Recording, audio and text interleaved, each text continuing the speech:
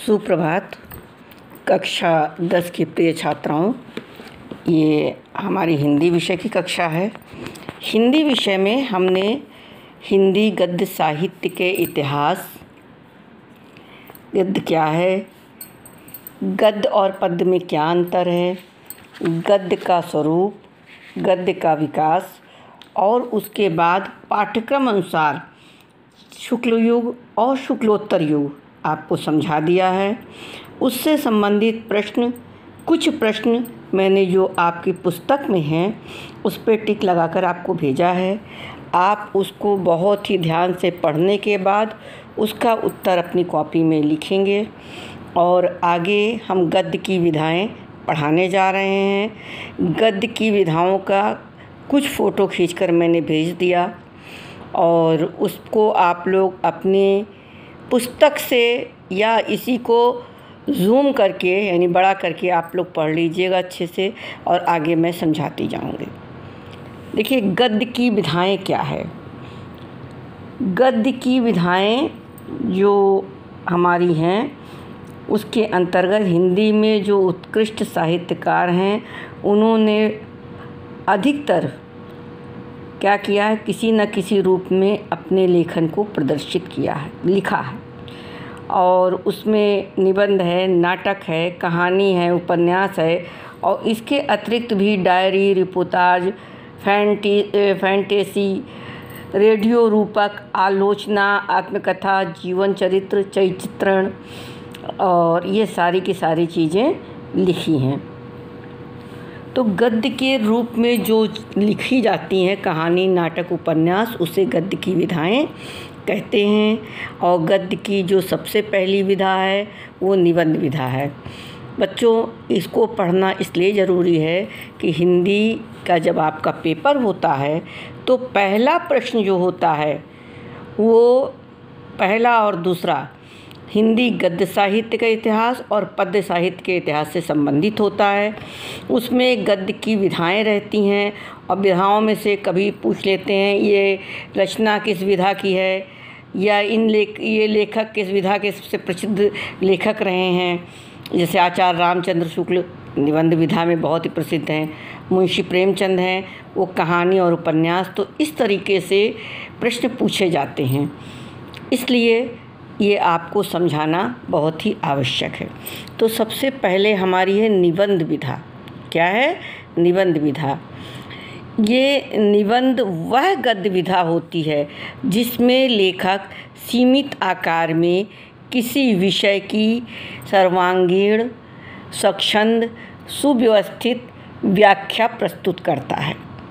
जैसे कि आपको निबंध दिया गया कि आपको पर्यावरण प्रदूषण पर निबंध लिखना है, तो इसमें आपको इसका जो विषय है उसका सर्वांगीणता को लाते हुए स्वतंत्र रूप से सुव्यवस्थित ढंग से आप उसको जो लिखते हैं वो श्रेष्ठ निबंध कहलाता है।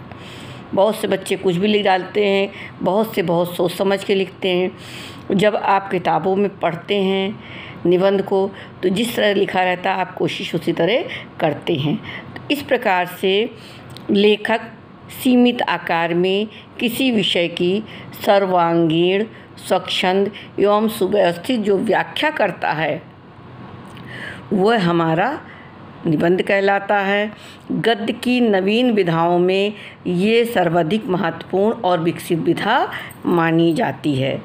गद्य की जितनी भी विधाएं हैं उसमें सबसे महत्वपूर्ण और विकसित विधा है। और आलोचकों ने तो निबंध को वास्तव में गद्य की कसौटी कहा है।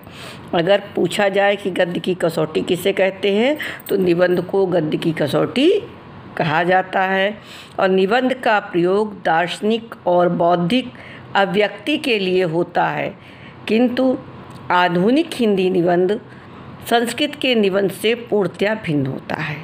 जो वर्तमान समय में निबंध हिंदी का लिखा जाता है वो संस्कृत के निबंध से पूर्णतया अलग होता है और अंग्रेजी में इसे ऐसे के रूप में ऐसे कहते हैं या ऐसे के रूप में प्रकट करते हैं। गद्य की भाषा की अव्यंजना शक्ति जो होती है उसका सबसे अधिक प्रसार इसी विधा में होता है। और इसके विषय की सीमा मानव जीवन के समान ही विस्तृत होती है। और यद्यपि इसमें बुद्धि तत्व की प्रधानता रहती है, फिर भी उसका संबंध हृदय तत्व से भी बना रहता है। निबंध में लेखक को व्यक्तित्व प्रमुख होता है, जो लेखक होता है उसका व्यक्तित्व सबसे प्रमुख होता है। और निबंधकार का जो मानस होता है वो उस समय का चित्र है, उस समय के किसी विषय से प्रभावित होता है। इसमें लेखक किसी भी विषय का पूर्ण विवेचन, विश्लेषण, परीक्षण, व्याख्या और मूल्यांकन करता है। जैसे कि आपसे अगर कह दिया होली पर, तो होली पर आप विचार करेंगे कि कैसे होली मनाई जाती है, कब मनाई जाती है, कब से शुरू हुई है। तो इसका पूरा विश्लेषण करके आप इसकी पूरी तरीके से समझ करके इसकी व्याख्या करेंगे तो वो होली का निबंध कहलाएगा। और विषय का तथा शैली के अनुसार देखें तो ये निबंध के 4 प्रकार होते हैं। पहला है विचारात्मक निबंध, दूसरा है भावात्मक निबंध, तीसरा है वर्णनात्मक निबंध और चौथा होता है विवरणात्मक निबंध।